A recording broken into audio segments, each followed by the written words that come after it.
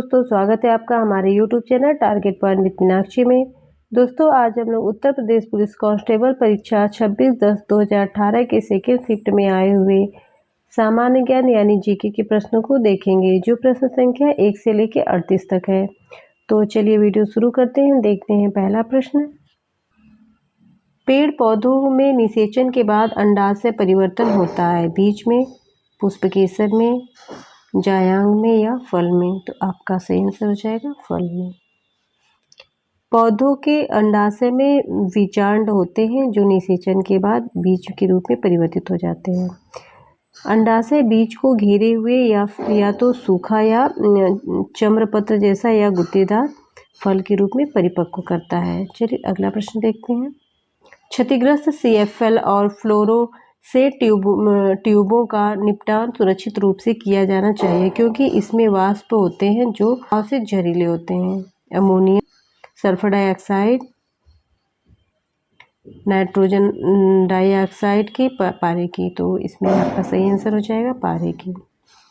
सभी fluorescent light की तरह CFL के ग्लास ट्यूब के अंदर वाष्प के रूप में पारा भरा होता है। चूँकि पारा जहरीला होता है, यहाँ तक कि इसकी छोटी मात्रा भी चिंता का विषय बन सकता है।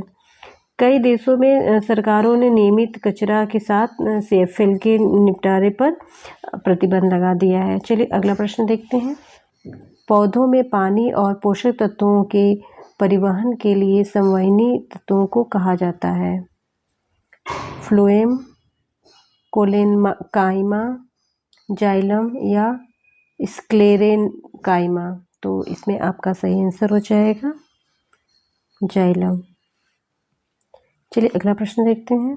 इस विकल्पों में से पुनरुत्पादक बीज उत्पादन पौधों का नाम चुनें। गेंदा, ब्रेड मोल्ड, आलू या अदरक। तो इसमें आपका सही आंसर हो जाएगा ब्रेड मोल्ड। प्राकृतिक कच्चे माल पौधों या जानवर से के बिना बनाया गया एक मानव निर्मित फाइबर। यह कोयले, पानी और हवा से तैयार किया गया था। यह पहला पूर्ण सिंथेटिक फाइबर था। यह है जैव प्लास्टिक, नायलॉन, रेयॉन या पॉलीस्टीन। जैव प्लास्टिक, नायलॉन, रेयॉन या पॉलीस्टीरीन। तो इसमें आपका सही आंसर हो जाएगा नायलॉन। चलिए अगला प्रश्न देखते हैं। विश्व हिंदी दिवस कब मनाया जाता है? 10 जनवरी, 15 जनवरी, 17 जनवरी या 17 दिसंबर। तो इसमें आपका सही आंसर हो जाएगा 10 जनवरी। चलिए अगला प्रश्न देखते हैं। किसने अधिग्रहित चरित्र की विरासत के सिद्धांत को प्रतिपादित किया? Jean Baptiste Lamarck, Ernst Weismann, Gregor Mendel या चार्ल्स डार्विन। तो इसमें आपका सही आंसर हो जाएगा जीन बैप्टिस्ट लैमार्क। उपार्जित लक्षणों की वंशागति विकास का पहला सिद्धांत है, जिसे जीन बैप्टिस्ट डीमार्क द्वारा प्रस्तावित किया गया था। हालांकि सिद्धांत की रूपरेखा 1801 में ध्यान में लाई गई थी। इनकी प्रसिद्ध पुस्तक फिलोसॉफिक जूलॉजिक 1809 में प्रकाशित हुई थी, जिसमें इन्होंने अपने सिद्धांत पर विस्तार से चर्चा की थी। चलिए अगला प्रश्न देखते हैं। रिबूटिंग इंडिया, रियलाइजिंग ए विलियन एक्सपीरियंस नामक पुस्तक के लेखक कौन है?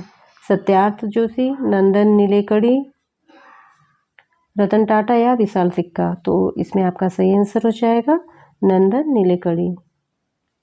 रूप से GST की सिफारिश किसके द्वारा की गई थी? राजा चेलैया समिति, विजय केलकर टास्क फोर्स, GST परिषद या मनमोहन सिंह आयोग। तो इसमें आपका सही आंसर हो जाएगा विजय केलकर टास्क फोर्स।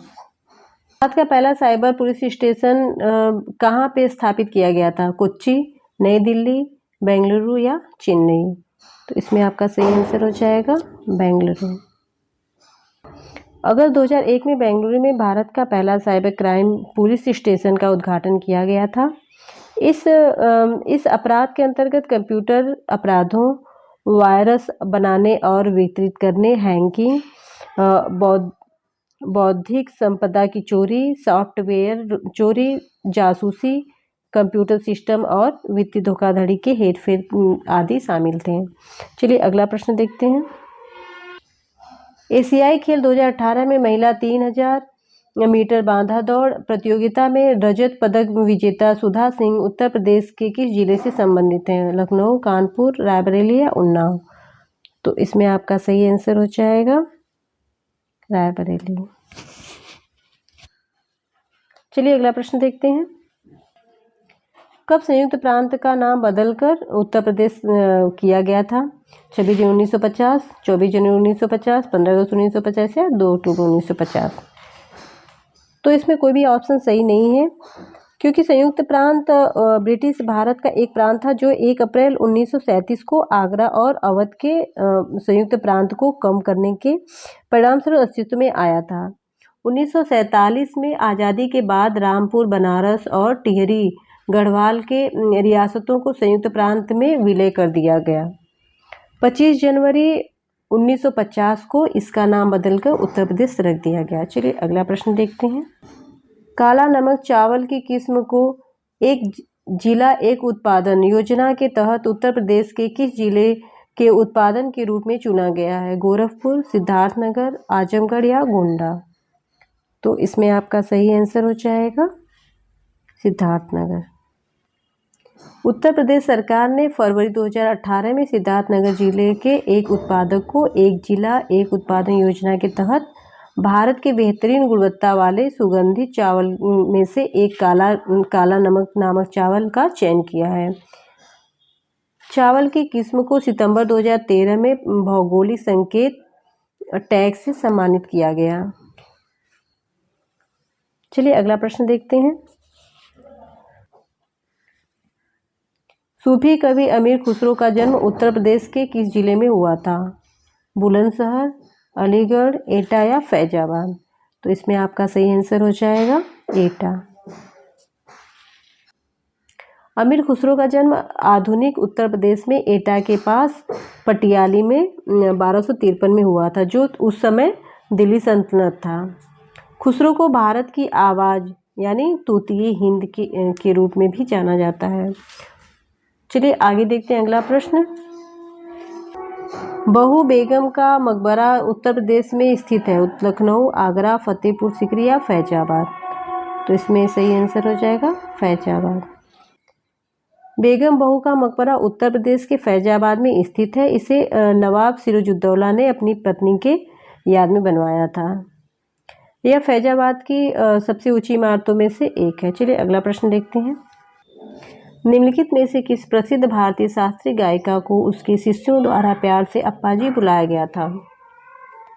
गिरिजा देवी, किशोरी आमोणकर, वसुंधरा कोमकाली, हीराबाई बारोटकर? तो इसमें आपका सही आंसर हो जाएगा गिरिजा देवी। उत्तर प्रदेश के वर्तमान मुख्यमंत्री योगी आदित्यनाथ संप्रदाय में संबंधित हैं? किस संप्रदाय से संबंधित हैं? नागा, नाथ, कालमुख या माधव? तो इसमें आपका सही आंसर हो जाएगा नाथ। उत्तर प्रदेश के निम्नलिखित जिलों में से किसकी सीमा नेपाल के साथ लगती है? गोरखपुर, महाराजगंज, बलिया या बस्ती? तो इसमें आपका सही आंसर हो जाएगा महाराजगंज। चलिए अगला प्रश्न देखते हैं। निम्नलिखित में से सिख गुरु ने 1999 में खालसा पंथ की स्थापना की थी? खालसा निष्ठावान समुदाय है जो अपने विश्वास के दृश्य प्रतीकों को पहनते हैं और योद्धाओं की तरह प्रशिक्षित हुए। श्री गुरु तेग बहादुर, श्री गुरु हरगोविंद, श्री गुरु हर कृष्ण, श्री गुरु गोविंद सिंह? तो इसमें आपका सही आंसर हो जाएगा श्री गुरु गोविंद सिंह। चलिए अगला प्रश्न देखते हैं। वर्ष 2018 वित्तीय वर्ष 2017-18 के दौरान भारतीय रिजर्व बैंक द्वारा लगभग 9 वर्षों में सोने की पहली खरीद में खरीदे गए सोने की मात्रा कितनी है?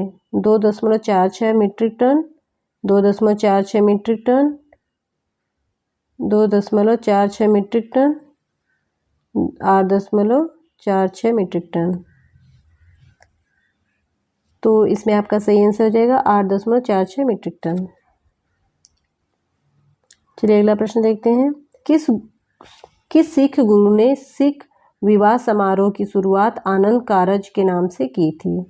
श्री गुरु नानक देव, श्री गुरु अमरदास, श्री गुरु गोविंद सिंह, श्री गुरु रामदास। तो इसमें आपका सही आंसर हो जाएगा श्री गुरु अमरदास।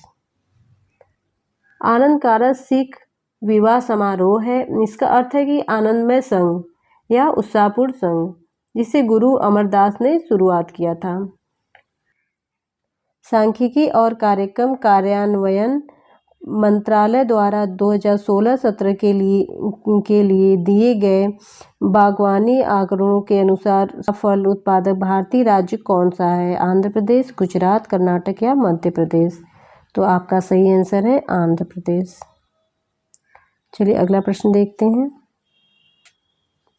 वित्तीय वर्ष 2017-18 के दौरान भारत के व्यापार घाटे की लगभग राशि क्या थी? $126.80 बिलियन, $136.80 बिलियन, $146.80 बिलियन, $156.80 बिलियन। तो इसमें आपका सही आंसर हो जाएगा $156.80 बिलियन। चलिए अगला प्रश्न देखते हैं। निम्न में से कौन सा कथन सही है? 1975 में आपातकाल के समय गुलजारी लाल नंदा भारत के प्रधानमंत्री थे। 1975 में आपातकाल के समय इंदिरा गांधी भारत की प्रधानमंत्री थी। 1975 में आपातकाल के समय चरण सिंह भारत के प्रधानमंत्री थे। 1975 में आपातकाल के समय मोरारजी देसाई भारत के प्रधानमंत्री थे। तो इसमें आपका सही आंसर हो जाएगा 1975 में आपातकाल के समय इंदिरा गांधी भारत की प्रधानमंत्री थे। चलिए अगला प्रश्न देखते हैं। निम्नलिखित में से कौन सा सही मिलान है? अनुच्छेद 19E संघ बनाने का अधिकार, अनुच्छेद 19B किसी पेशे का अभ्यास करने का अधिकार, अनुच्छेद 19A भाषण और अभिव्यक्ति की स्वतंत्रता का अधिकार, अनुच्छेद 19G शांतिपूर्वक और हथियारों के बिना इकट्ठा होने का अधिकार। तो इसमें आपका सही आंसर हो जाएगा अनुच्छेद 19A भाषण और अभिव्यक्ति की स्वतंत्रता का अधिकार। चलिए आगे देखते हैं अगला प्रश्न। निम्नलिखित में से कौन सा गलत है? राज्यपाल राष्ट्रपति द्वारा नियुक्त किया जाता है। राष्ट्रपति के पश्चात पर्यंत राज्यपाल का कार्यकाल रहता है। राज्यपाल राष्ट्रपति को अपना त्यागपत्र सौंपता है। 30 वर्ष की आयु का व्यक्ति राज्यपाल बन सकता है। तो इसमें आपका सही आंसर हो जाएगा 30 वर्ष की आयु का व्यक्ति राज्यपाल बन सकता है। भारत के केंद्रीय रेल मंत्री की सलाह पर द्वारा नियुक्त किया जाता है। प्रधानमंत्री, राष्ट्रपति, राष्ट्रपति प्रधानमंत्री, राष्ट्रपति लोकसभा के अध्यक्ष, उपराष्ट्रपति, प्रधानमंत्री। तो इसमें आपका सही आंसर हो जाएगा राष्ट्रपति और प्रधानमंत्री। मतलब भारत के केंद्रीय रेल मंत्री को राष्ट्रपति की सलाह पे प्रधानमंत्री द्वारा नियुक्त किया जाता है। चलिए अगला प्रश्न देखते हैं। निम्नलिखित में से कौन सा सही है? जाकिर हुसैन भारत के पहले मुस्लिम राष्ट्रपति थे। मोहम्मद सियातुल्लाह भारत के पहले मुस्लिम राष्ट्रपति थे। फरुखुद्दीन अली अहमद भारत के पहले मुस्लिम राष्ट्रपति थे। APJ अब्दुल कलाम भारत के पहले मुस्लिम राष्ट्रपति थे। तो इसमें सही पूछ रहा है, तो आपका आंसर हो जाएगा जाकिर हुसैन भारत के पहले मुस्लिम राष्ट्रपति थे।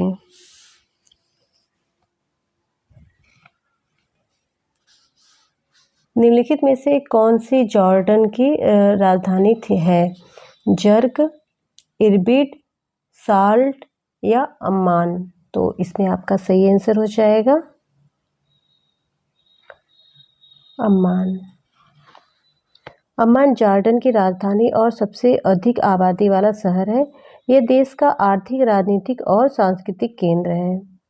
उत्तर मध्य जॉर्डन में स्थित अम्मान राज्य का प्रशासनिक केंद्र है।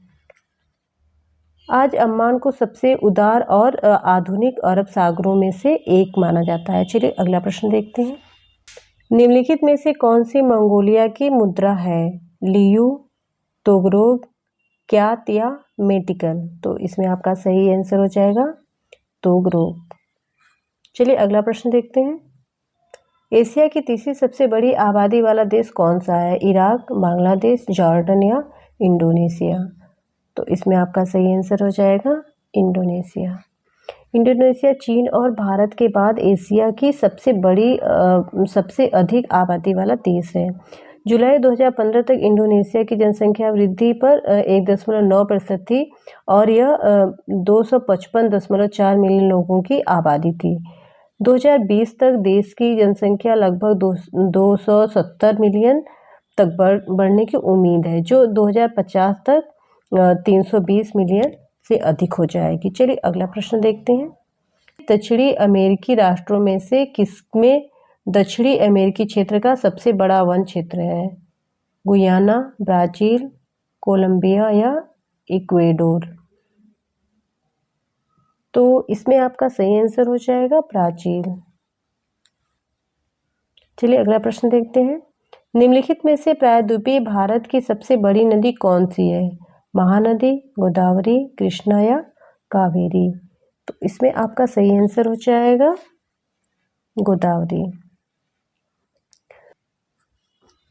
गोदावरी जिसे गंगा के बाद भारत की दूसरी सबसे लंबी नदी होने का श्रेय है। यह दक्षिण गंगा के नाम से भी जाना जाता है। यह प्रायद्वीपीय भारत की सबसे लंबी नदी है। इसकी लंबाई 1465 किमी है। इसका स्रोत महाराष्ट्र के त्र्यंबकेश्वर में है। यह महाराष्ट्र, तेलंगाना, आंध्र प्रदेश, छत्तीसगढ़, मध्य प्रदेश, उड़ीसा, कर्नाटक, पांडुचेरी राज्यों और बंगाल की खाड़ी में मिलने तक लगभग 1465 किलोमीटर पूर्व की यात्रा करती है। चलिए अगला प्रश्न देखते हैं। संयुक्त राष्ट्र द्वारा मानवाधिकारों की सार्वभौमिक घोषणा को चिन्हित करने के लिए हर वर्ष किस तिथि को अंतर्राष्ट्रीय मानवाधिकार दिवस मनाया जाता है? 10 सितंबर, 10 अक्टूबर, 10 नवंबर या 10 दिसंबर? तो आपका सही आंसर हो जाएगा 10 दिसंबर। हर वर्ष 10 दिसंबर को विश्व भर में मानवाधिकार दिवस मनाया जाता है। 10 दिसंबर 1948 को मानवाधिकारों का सार्वभौमिक घोषणा के बाद संयुक्त राष्ट्र महासभा ने इसे मनाने का निर्णय लिया है और इस घोषणा को सम्मानित करने के लिए तिथि चुना गया था। चलिए अगला प्रश्न देखते हैं। में अमरनाथ मंदिर की तीर्थ यात्रा करने वाले यात्रियों की सहायता के लिए CRPF द्वारा शुरू किए गए मोबाइल सहायता केंद्र का क्या नाम है? दोस्त, साथी, यात्री या मित्र? तो आपका सही आंसर हो जाएगा साथी। CRPF ने जुलाई 2018 में साथी नाम का एक मोबाइल सहायता केंद्र लॉन्च किया, जो अमरनाथ के 3,880 मीटर ऊंचे पवित्र गुफा मंदिर में तीर्थयात्रा करने वाले लोगों तक संदेश पहुंचाएगा। यह जम्मू में भगवती नगर आधार शिविर के बाहर शिविरों में रहने वाले यात्रियों को सहायता और जानकारी प्रदान करेगा। चलिए अगला प्रश्न देखते हैं। अगले 7 वर्षों के लिए निम्नलिखित देशों में से किसके साथ भारत ने अक्टूबर 2016 में अपनी व्यापार संधि को नवीनीकृत कर दिया है? भूटान, म्यांमार, नेपाल या बांग्लादेश? तो इसमें आपका सही आंसर है नेपाल। चलिए अगला प्रश्न देखते हैं। एशियाई खेल 2018 में पदक तालिका में शीर्ष स्थान पर रहने वाले चीन ने कितने स्वर्ण पदक जीते हैं? 102, 112, 122 या 132? तो इसमें आपका सही आंसर है 132। चीन ने जकार्ता और इंडोनेशिया के पालेमबैंग में आयोजित 2018 में एशियाई खेलों में 289 पदक, जिसमें 132 स्वर्ण, 92 रजत और 65 कांस्य जीते हैं। एशियाई खेलों के इतिहास में यह 10वीं बार है जब चीन पदक तालिका में सबसे ऊपर रहा है। चलिए अगला प्रश्न देखते हैं। International Court of Justice the Hague Netherland में स्थित है। यह संयुक्त राष्ट्र का एक न्यायिक अंग है जो सदस्य देशों के बीच कानूनी विवादों को सुलझाता है और अधिकृत संयुक्त राष्ट्र अंगों और विशेष एजेंसियों को सलाहकारी विचार देता है। यह संयुक्त राष्ट्र चार्टर द्वारा 1945 में स्थापित किया गया था। अंतर्राष्ट्रीय न्यायालय किस देश में स्थित है? नीदरलैंड, संयुक्त राज्य अमेरिका, यूनाइटेड किंगडम या जर्मनी? तो इसमें आपका सही आंसर है नीदरलैंड। के लिए इतना ही। अगर वीडियो पसंद आया तो इसे लाइक करें, शेयर करें और सब्सक्राइब करें। साथ ही बेल आइकन को भी प्रेस करें ताकि मेरे वीडियो के आने वाले नोटिफिकेशन आपको मिलते रहें। मिलते हैं अगले वीडियो में, तब तक के लिए धन्यवाद।